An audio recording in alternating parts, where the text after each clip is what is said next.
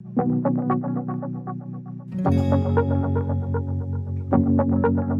go ahead and get started. And I want to, first of all, maximize my screen. Hopefully everyone can hear me well. My name is Larry Terry. I'm the chair of the Raleigh Regional Association of Realtors Diversity Committee.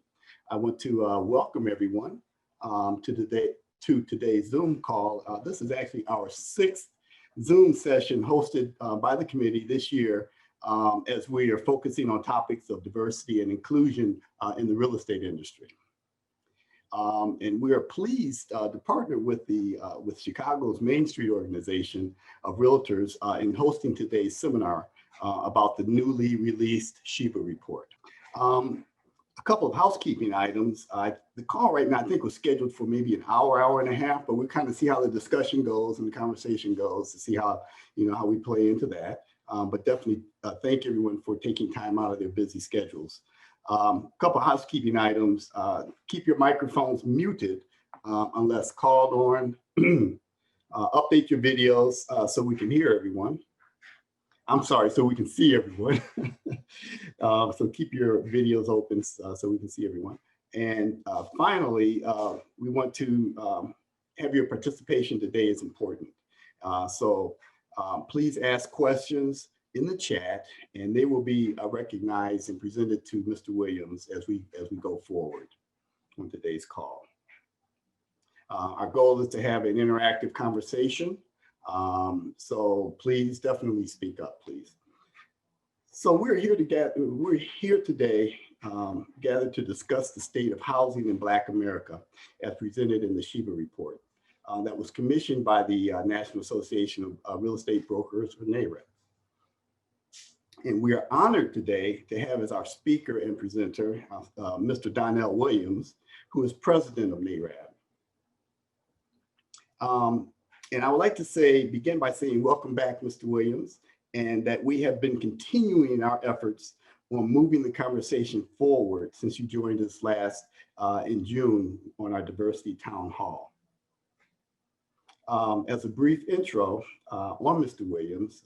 Williams is a broker of record and owner of Destiny Realty, headquartered in Morristown, New Jersey. Destiny Realty is one of the largest African-American independently owned real estate brokerages in the state of New Jersey. He is a longtime member of NAREB, and Mr. Williams has been actively involved in trade associations' efforts to promote the meaningful exchange of ideas about the real estate business and how to best serve its clientele. And I'm sure that Mr. Williams has had a very busy year, in fact, as we are discussing issues of housing in the US, and particularly glad that he is here today to join us to discuss the state of housing in Black America. And without further ado, I'd like to bring to you Mr. Donnell Williams. Well, good morning, and thank you so much. Good to see you all again, Larry. It's always a pleasure. Sonia, I want to thank both of you for your leadership and your commitment. I treat it as an opportunity, and I'm grateful for the opportunity to even be able to address everyone, not only you two, but everybody on this call. Again, my name is Donnell Williams. I am the president of the National Association of Real Estate Brokers. I am concerned, I am involved, I am about Black home ownership. I'm also concerned about Black real estate professionals. So without further ado, I'd like to get into the State of Housing in Black America report. Don't mind, I'd like to do some broad strokes.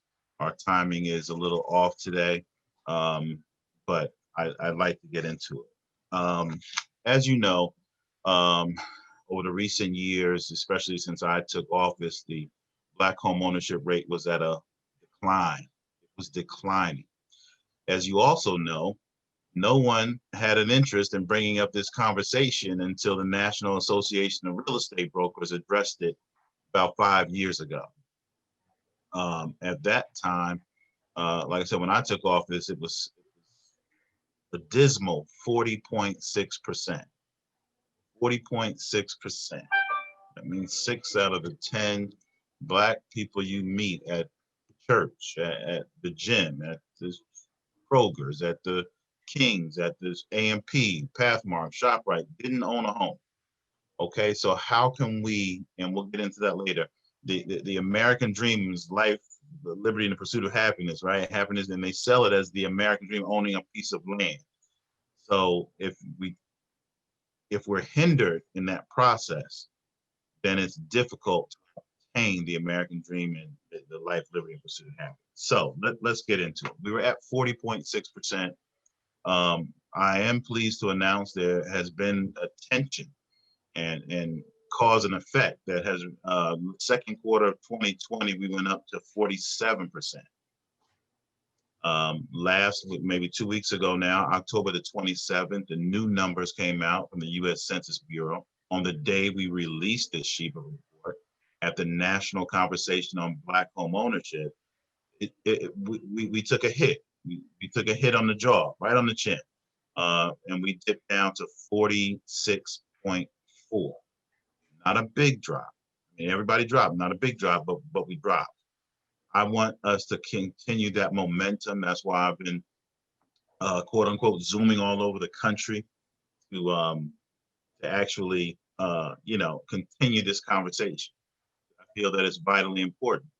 And we'll go over some of the specifics, but I mean, if only, I think,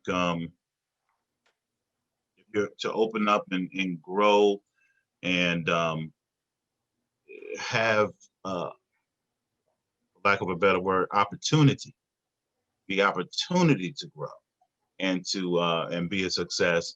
Home purchase and home buying and home ownership is one of the ways to do that.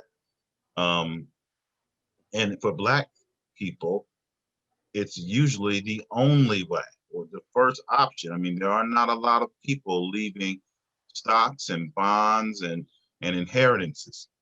Okay, that's just the way that it is. So we firmly believe that Black home buying and Black home ownership is a wealth generator. We are pleased to see that the rate went up to 47 at one point, and we have to continue the conversation to get it up. And we plan on doing that. We're having a series of conversations like this to educate, empower, and mobilize folks so that everybody's involved. NAREB cannot do this, cannot move it along by itself. It's too big of a task. Okay, I mean, just, and we'll get into the numbers and whatnot, but I mean, if you just look at the millennial group, okay, if you just look at, I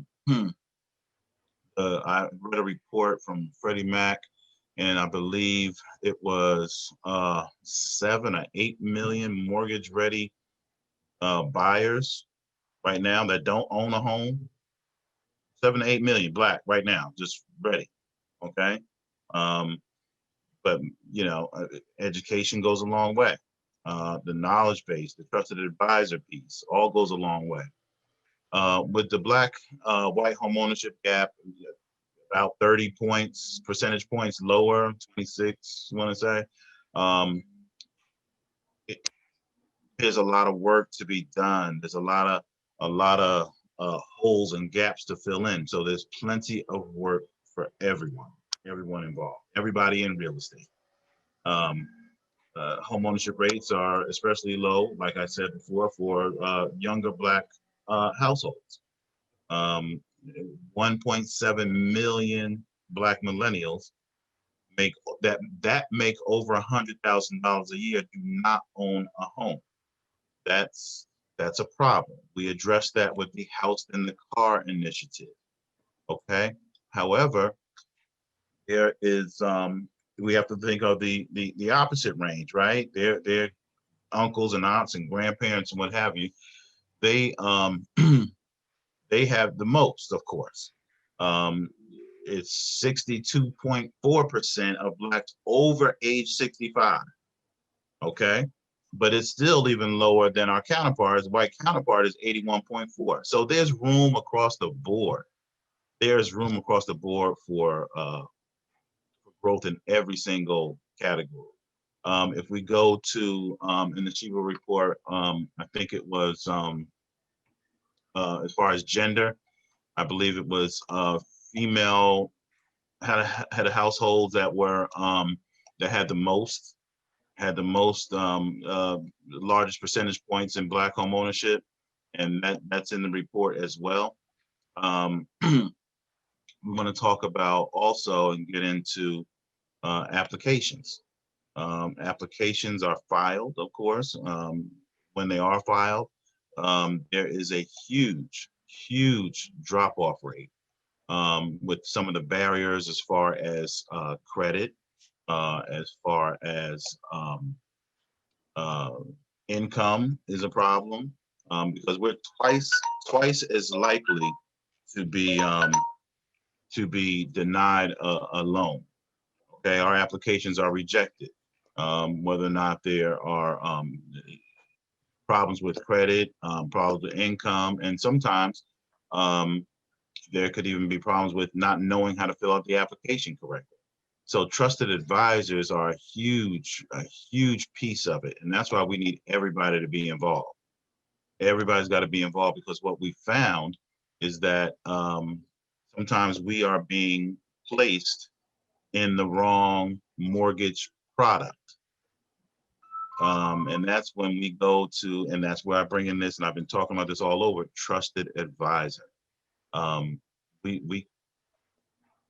Most of us who've been in the business for, more than 5 years have our set folks. We have our circle, right? And when you get somebody, you're going to give it over to whomever, and then unknowingly, maybe unwittingly, you'll say, okay, well, let me put this person with FHA, or let me put this person in this product, and they won't pursue any other option.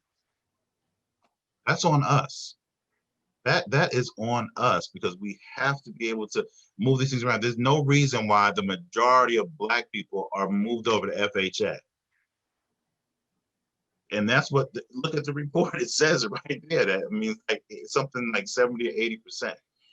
When they could go with the conventional, which could be a little bit more economical. So it's on us. Hey, we have to hold our partners accountable as well. Also with the simple thing of filling out the application is a challenge.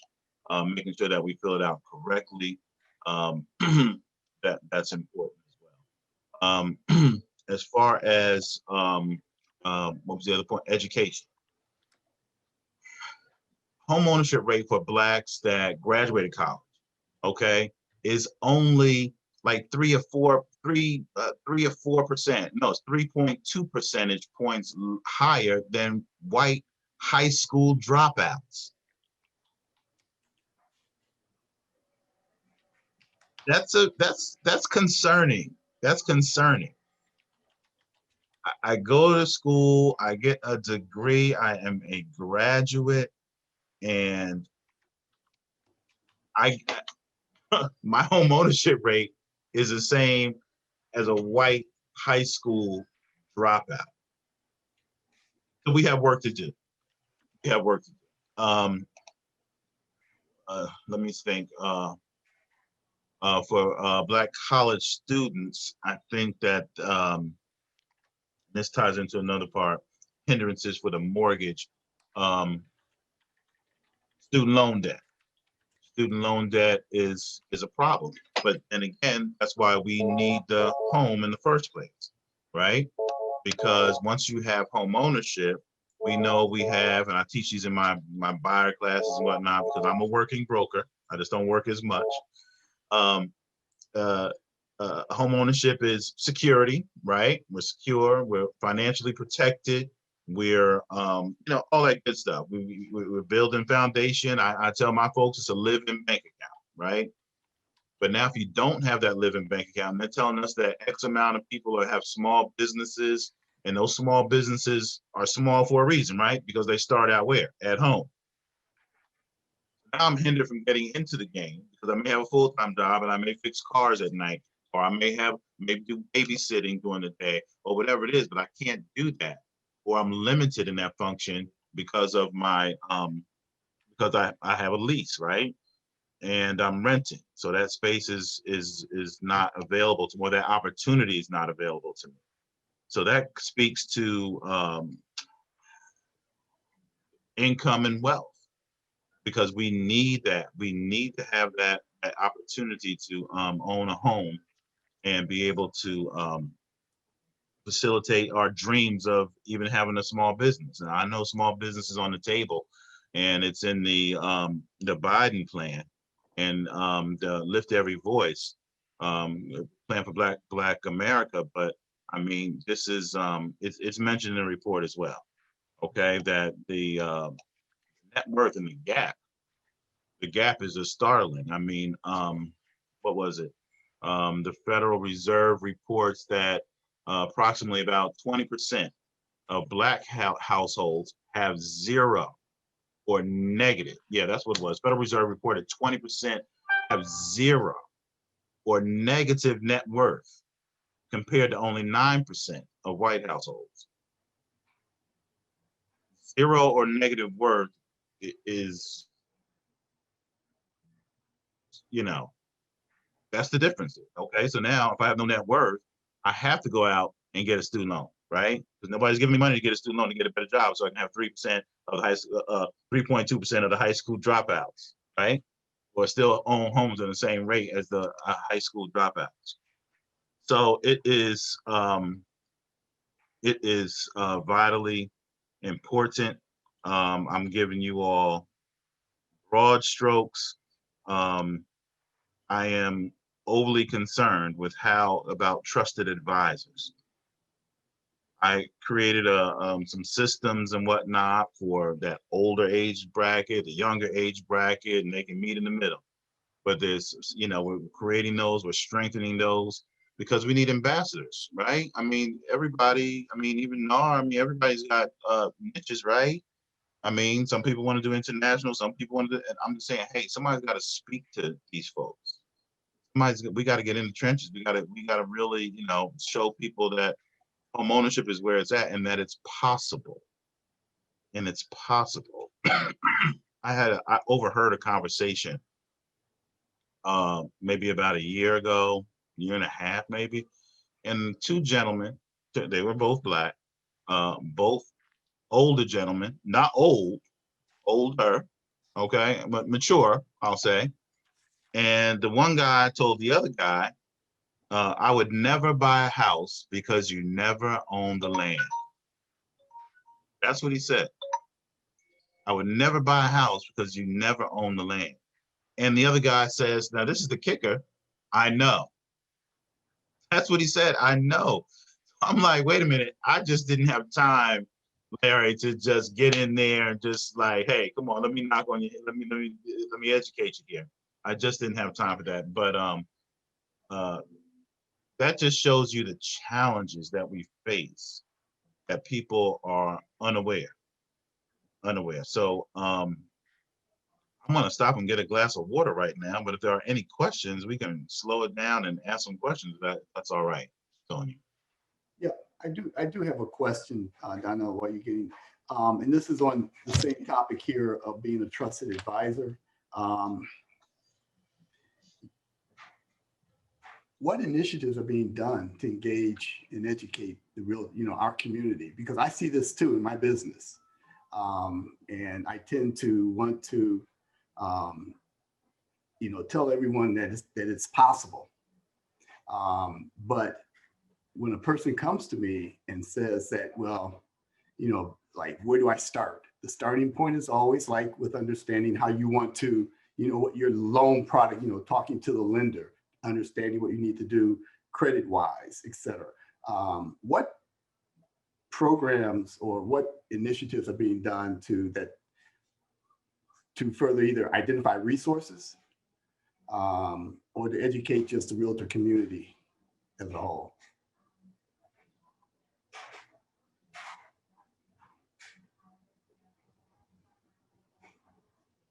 I think you're on mute, Donnell. Yeah, and it didn't seem like I could get it off. Mm-hmm. So we have the road, well, what NAREB, what I put together was the ROSI, Real Estate Opportunities for Seasoned Individuals, right? Committee, we're talking about those uncomfortable words that we have in our community, that somebody needs to hold hand and talk. Because look, this showed you that a large portion is of homeowners for Black people right now are 65 and older, right? So if they're 65 and older, then we have to start having that conversation, those bad words. I don't mean to say those bad words in front of you good people, but you know, life insurance, wills, trust, probate, reverse mortgage, those bad words. Those are bad words. Those are taboo, Corin. Nobody, we don't like to talk about those words.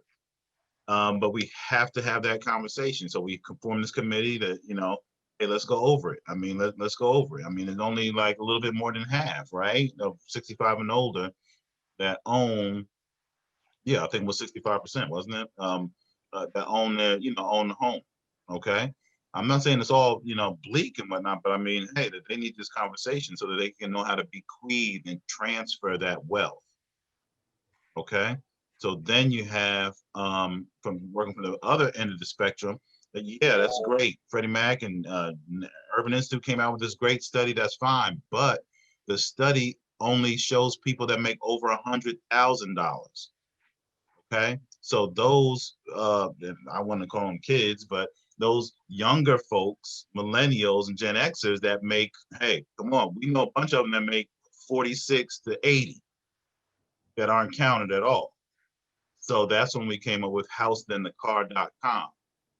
You know, do your budget, take your pre-purchase class, get your down payment, find your down payment assistance, get your FICO estimator, make it easy for them. I'm with, you know, I like to push the easy button. So those are some of the things that we're trying to attack and things we put in place to actually impact lives, primarily Black homeowners across the country, whether sellers or buyers, whatever. Maybe it's not time to give that, you know, $5,000, or this is what gets me. And I'll just be a little personal on that. The 1-year-old birthday party. I just don't get it. I don't understand it. I just don't get it. The 1-year-old birthday party. It's beyond me, but that's a pet peeve of mine. I mean, those of you that do 1-year-old birthday parties, okay, great. But that's why we push for legislation. Now we pushed, and that bill is being introduced, the American Dream Down Payment Savings Plan. Those are the types of things that we got behind, we push. And so here it is, where instead of that 1-year-old birthday party, you're gonna give that $100 and whatever, let's put that away. It grows tax deferred up until they're 25 years old. Those are the types of things where we work together. We work together to impact lives. I mean, that's, you know, because we understand that down payment and credit are two of the biggest obstacles. So we go from there. Did I answer that question? Oh, absolutely. And brought up some additional questions, but this was good. I mean, I think one of the things you said, Donnell, that I'm really big on when I talk to, you know, clients, particularly as they're getting older in their years, is, you know, it's all about, at that point, it's about wealth preservation, right? And how do we transfer that wealth? And how do we educate our families to then understand that, let's say, what happens when the property goes into probate? Who's making the money? What happens if you have your property in a trust? How is that preserving yourself, right? In a living trust? And just understand the different, I'll say, mechanisms to manage and preserve your wealth, because that's something that we as a people don't always know about or always act on. And in some cases, to set up the appropriate programs, it costs money, right? To set up a living trust to help protect your property interest, that might be about a couple $1,000. That's right. You know, so there are barriers, right? And or hurdles. I'll call them hurdles, not barriers, but hurdles that need to be overcome. And also, in addition to just educating, is also identifying, you know, the means in which you can go about to do that. You're totally correct. Mhm. We also need the trusted advisors, like I said, but mentioned before, to kind of not your mortgage person. I'm not saying all loan officers are bad. I'm not saying that at all. But hey, I had one maybe 4 or 5, 6 months ago. The folks had already went to him. And I'm saying, hey, maybe she's good for a grant. He told me he's been doing this for 30 years and he doesn't do grants. They're a waste of time. They're hard to get. But he hadn't done one in X amount of years. And that's all I'm saying is, hey, maybe we need to help some of our partners, if they're going to deal with our folks, to be a little bit more conscious of the programs that are out there. We already recognize that down payment, it's in the report, down payment and credit are an issue. Income is an issue. Undervaluing properties by the appraiser is an issue. We know the issues are hurdles, obstacles, barriers. So let's figure out a way to actually have that conversation and get around it. I mean, so you have to talk to these people and say, hey, why not? You know, so once I talk to them, and of course, she listened to the loan officer, but right when they, 32 weeks out, well, you know what they did? We need more money. What can you do? I said, well, you didn't listen to me when you were applying for your mortgage. I mean, I don't know what to tell you. You're gonna have to, borrow, beg, and steal, or do whatever you got to do to find that extra capital. So, that's what I'm really pushing. Let's talk about the which is in the report as well, the undervalue of Black properties. Now, there have been some reports on that and what have you, but that's a huge issue as well. It's always shocked me how the lumber can leave the lumber yard, get on the trucks, go down the street. One makes a left-hand turn on James Street. The other one makes on Main Street. The other one makes a right-hand turn on Martin Luther King. And immediately, those same 2x4s are decreased in value by $5,000.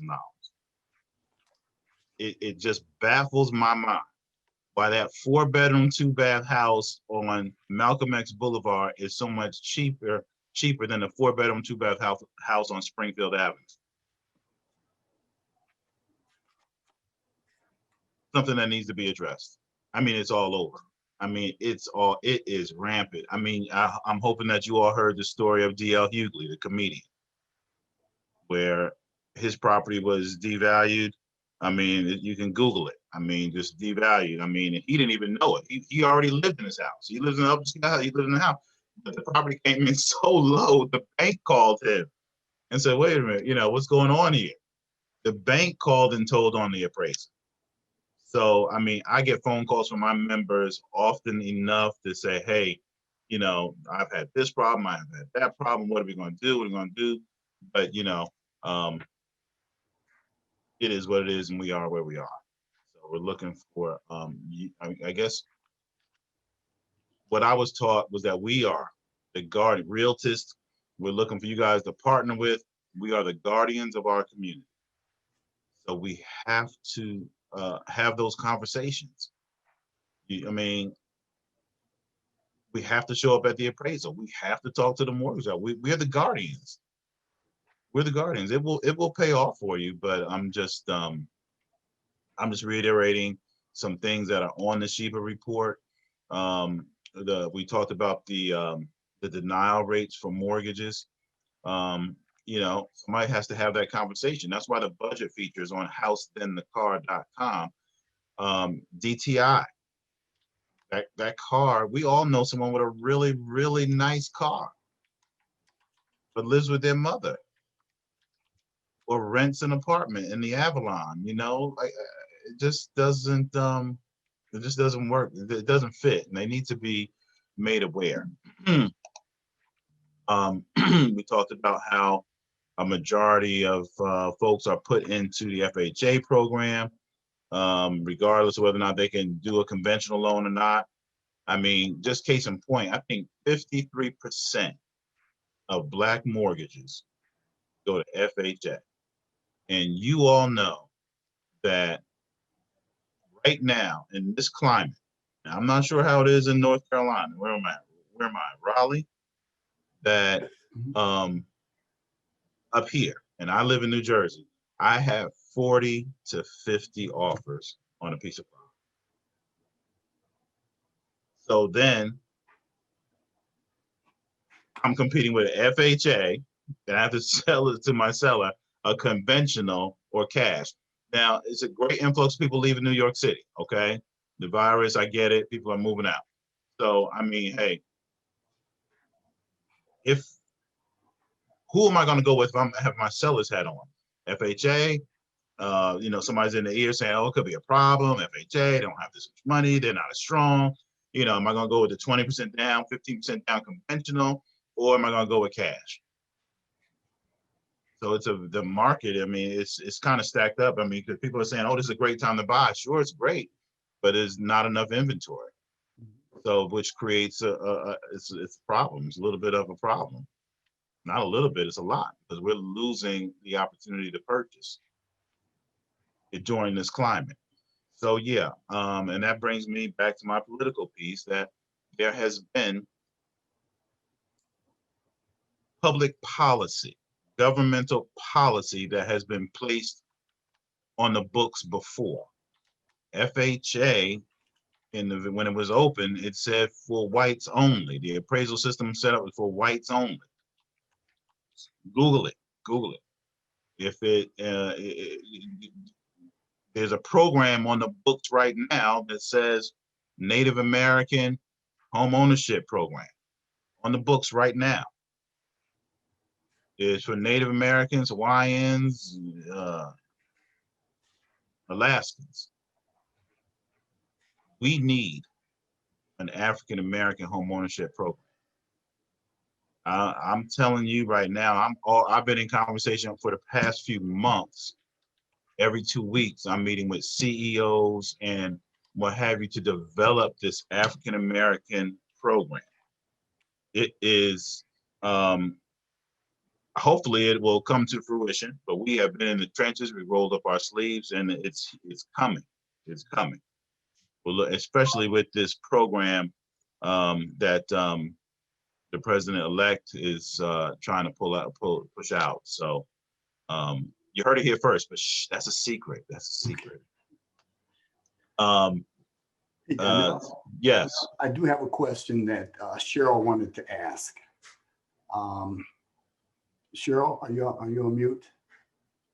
Hi, good afternoon or good morning. Yeah, so, and this is just piggybacking on what President Williams is saying. So this is a question to the audience, actually.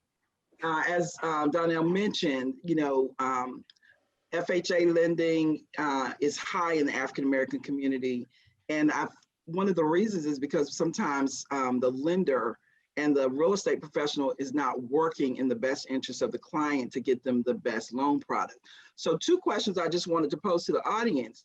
Are you all working closely with your lender to ensure that your clients are getting the best loan product, and do you know what they are?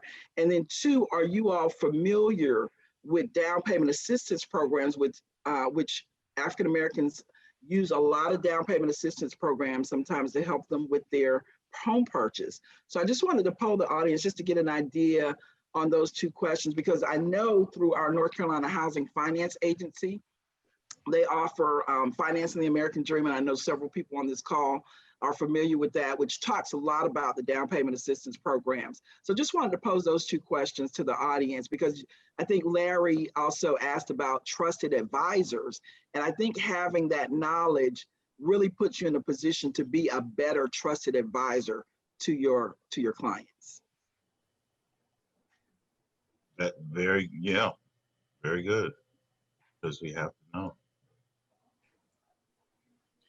I think, Cheryl, just to spur that conversation, I typically definitely ask my clients to shop it around, right, with their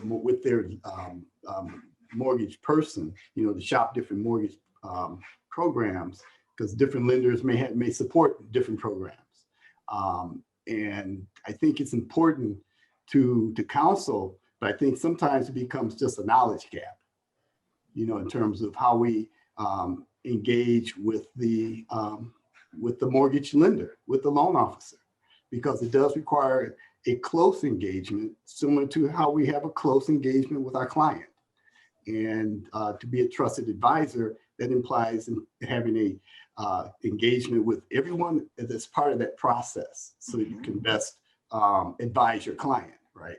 So, and I think one of the things with that, as I tell my clients that are looking at different programs, you know, looking at FHA, I say, well, one thing with FHA, you have the PMI. And you know the impact of PMI. And the laws changed here recently, a year or two ago. PMI used to roll off. PMI is now there for the whole time of the loan. That's my understanding. So that $150, $200, you're carrying that weight for 30 years versus how it used to roll off after what, 7 or 10. So I mean, there's same way with down payment assistance. You know, those programs, it's a grant that tends to roll off. However, there's such a negative connotation with DPA right now, you know, because sellers look at it a certain way. And I think it's, again, back to how we counsel our, you know, and get an understanding how we communicate that as realtors to our clients. Yeah, PMI is a big issue as well. Loan level price adjustment, because I feel it's riskier because your credit score is a little lower. I mean, our the Black community, a majority of the Black community doesn't understand. They get the postcard in the mail and it says you can get a mortgage for 2%. Okay, but by the time that the layovers of loan level price adjustments are put in there and the credit score isn't where it's supposed to be, you know, you don't have an 890 credit score, so you're not at 2%.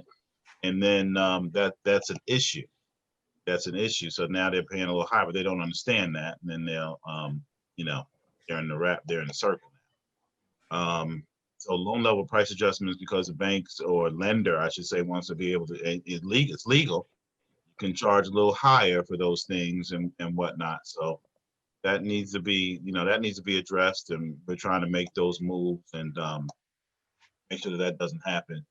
Also, as far as mortgages are concerned, the limit of, I'm not sure if you guys see it there, but it's in the report, because it's a broad stroke, 203K, the FHA 203K.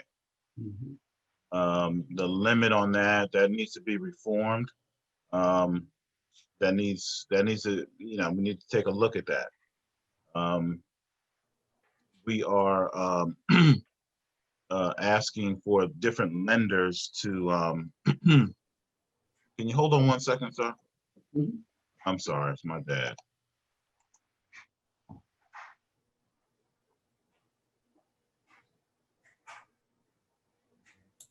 Larry, there's been a couple of questions in the chat, people talking about the down payment assistance on the offer to purchase. I know that both Canopy and our diversity committee has certainly put forward to the North Carolina Forms Committee that the DPA box be taken off the form, and it's on the agenda for the Forms Committee in December. Do you want to talk more about that?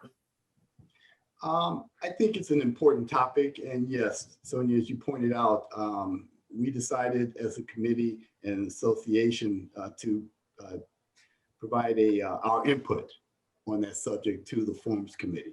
And I know, as you pointed out, they're going to be taking that up in their an upcoming meeting here. And you know, so I guess the jury is still out as far as what happens with that particular checkbox. But I think personally, it violates our fiduciary duties because there is an assumption of income, which shouldn't even come into play. You know, where someone's a seller is trying to evaluate what my income is, for example, where I've already been vetted by the bank. So there's a certain negative connotations with that I think that gets in the way of us being able to close a deal with many clients that are using DPA. And not all DPAs are the same, which comes back to education. I apologize for that. My family, my parents were affected by COVID. So whenever they call, I just got to stop everything and kind of take that call. So I apologize. Oh, boy. But No worries. we need to protect the Black community as well, Black and brown communities as well, in regards to COVID-19. I mean, you know, there were 40 million people laid off. I mean, some people with better jobs are working, but remember those, those 30 to 80,000, 70, 80,000 with overtime, those folks in there, you know, they need to be protected. So that CARES Act is going to have to be, we need to have a way to safely come out or strategically come out. You just can't have all these foreclosures. And believe me, I'm in the industry. I mean, you folks are lining up. Is that a good way to put it? You real estate people are lining up with this default services opportunities, let's say. And you know, there should be some alternative programs, and we need to have that now, because you've seen this movie before, right? 2008, 2009, 10, 11, 12, we've seen the movie.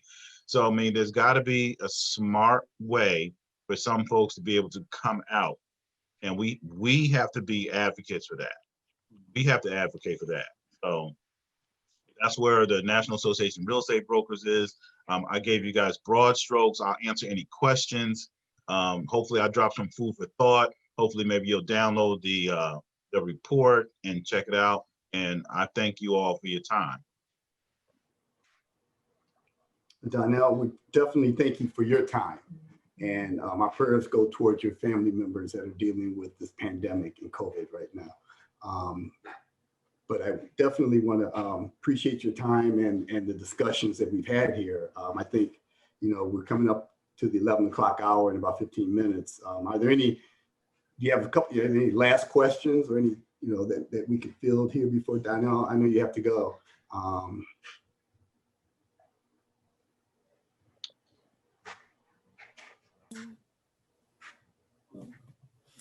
Okay. So you can unmute your mic and ask your question directly. There was one that Amber had just said. She said, is there anything that you can do to discourage the lending community from reporting race on their applications? Well, it's hard to keep track, and then we won't have the information to know where we are, right? So it's like a catch-22. 6 in one hand, half a dozen in the other. Most people try and don't fill it out, and then they're supposed to guess if it gets past the loan officer. But yeah, I get it. But how else can we track? I agree. I just worry that it opens up the potential for an underwriter to discriminate. Yeah, you're absolutely right. I get it. You know what I would say to that? I wish they would collect that information at the end, right? Because that information is collected in the beginning. And so then it gives opportunity for someone to cause judgment possibly. But if there was a survey at the end, maybe we can still get that data collection. I agree. I think that's a great idea. And so do I. I agree. Yeah, that's good. It's out of the box. Thank you. Good. So I guess how do we make that happen is the question. Right. Well, it's all regulated, right? So we begin to have that conversation. Like I said, we are in conversation to come out with this new mortgage product.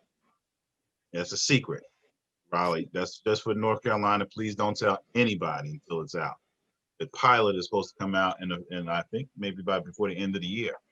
But yeah, maybe we do that, because you're right. That box is right there. Yeah, I like that. Well, let me know what we can do to help be part of that change, because I think that's been a conversation that's been happening for so many years. And, you know, it's the same thing. Mm-hmm. Yeah, but it'll change now. That's a good one. Amen. I'm gonna put my number in the chat and my email address. How about that? Awesome. Perfect. Thank you. Hey, Donnell, this is Tim Mock. I've got a thought. I recently had 2 listings go active, and they were they were both priced at 210, Southeast Raleigh. These are homes that a lot of first-time Black homeowners would be after, and they got 20 or 30 offers. And both of my sellers sold to investors who paid cash. And to That's the me, problem. it's so frustrating because they don't even have a chance. So there's a program, most of you are probably familiar with Ribbon. Ribbon's a company out there. They make cash offers. There's a transaction fee that the buyers pay, but they're cash buyers, and you don't have the seller doesn't know the names of the buyer, eventual buyers. So there's no opportunity for discrimination there. And if we could get some big company, like Bank of America, I know does a lot of things for underwriting to help disadvantaged buyers. But if we could have someone like it fund that, and it's like 1.5% transaction fee. If we could somehow get someone to fund that, I think we could get so many more offers accepted from these first-time Black homeowners, and put them on equal footing with these investors that are out there. It's going to take an investment from someone to do that, but I don't think that investment is as great as we're making in some other areas. I'm just throwing it out there. I think we need to get really, really creative, especially right now in this market where there's literally no inventory out there. That might be something that we take to a company like Ribbon and see if they're willing to tweak their process so that we leave the end buyer's name off of the offer to purchase, because currently that's still part of it. But if they were to tweak their process a little bit and take that out of it, then it looks like a straight cash buy from Ribbon. That's a good point. Yeah, I've never actually written an offer for Ribbon, but I've worked with them, but never gotten to the point where I've submitted an offer on behalf of a client for Ribbon. So. And if I may add, I'm familiar with Ribbon too, and I've advised a couple of my clients to use them for the very reason that you said, that a lot of times investors are purchasing those properties under $250,000. But another thing that I think that we can do is educate our sellers. And what I mean by that is let our sellers know that, listen, if we're going to keep the home ownership rate up, I'd advise you not to sell to an investor. And I've talked to my clients about that too, because again, if you're in a neighborhood and it's transitioning from home ownership to rentership because the seller is willing to take the first offer that's cash from an investor, I think we have the opportunity there to educate the seller about why they should sell their house to a homeowner versus an owner occupied versus an investor. And I know, at the end of the day, the seller makes the decision, but I still think that's part of our job to let them know that, hey, if we're going to keep the home ownership rate up, let's consider not taking the first offer that comes from a cash buyer. Back to being the trusted advisor, right?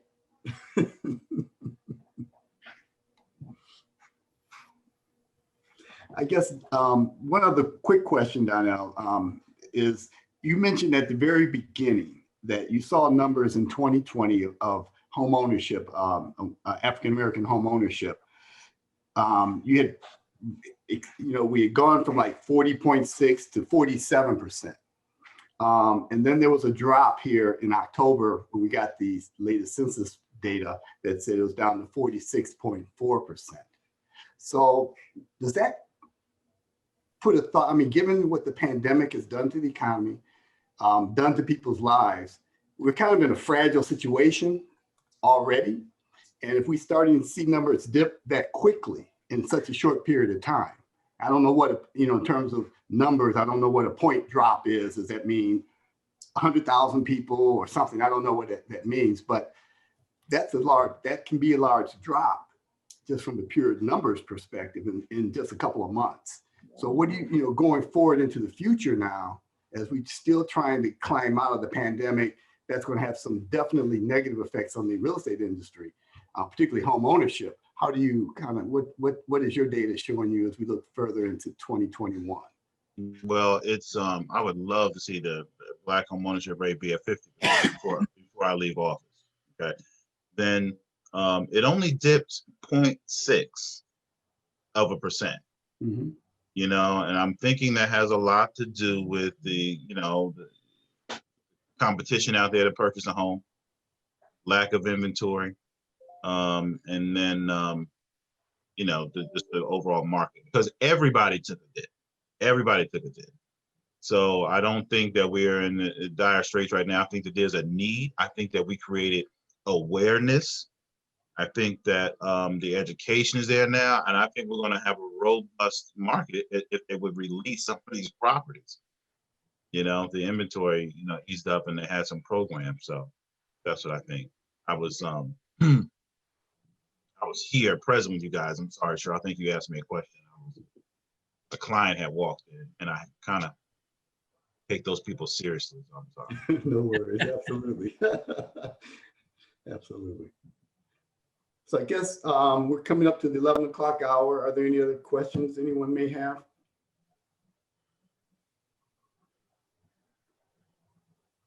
All right.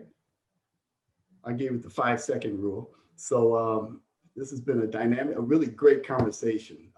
I would, you know, I could sit here and talk real estate and talk this subject the rest of the day, but I know that everyone has busy schedules, etc. But I think I think I'm going to leave today's call with the word trusted advisor, kind of like in my head, right? And how can I better myself to better help my client to become their trusted advisor? So I think, Donnell, I really appreciate you. Go ahead, one more point. Thank you. Yeah, I do have a podcast. We talk about different things. I do have another platform coming out. It's a network of professionals coming out. So and I am on Twitter, I am on Facebook, all that good stuff. So if you want to follow me and get some of this good stuff that I have coming out and be privy to it, I have a network coming out that's going to, I think I have over 500,000 people on it. You know, yeah, I didn't drop my album yet, but but it is coming. It is coming. So hey, I'm on Twitter at Destiny Broker, and then all the other stuff is podcast and whatnot and Facebook. I think is Voice of Black Real Estate.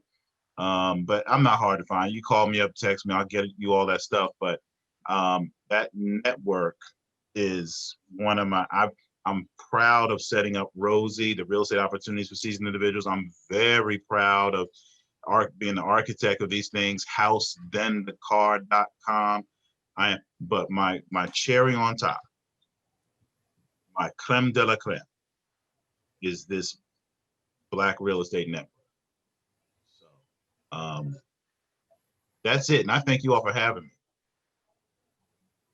Good to see you, Cheryl. Good to see you. Good to see you, Elise. Take care. Larry, am I dismissed? Yes, sir. Thank you very much. Thank you very much. Thank you very much. Man. Okay. Take care. Absolutely. Thank you. Well, great. Thanks everyone for joining. Thank you for setting it up.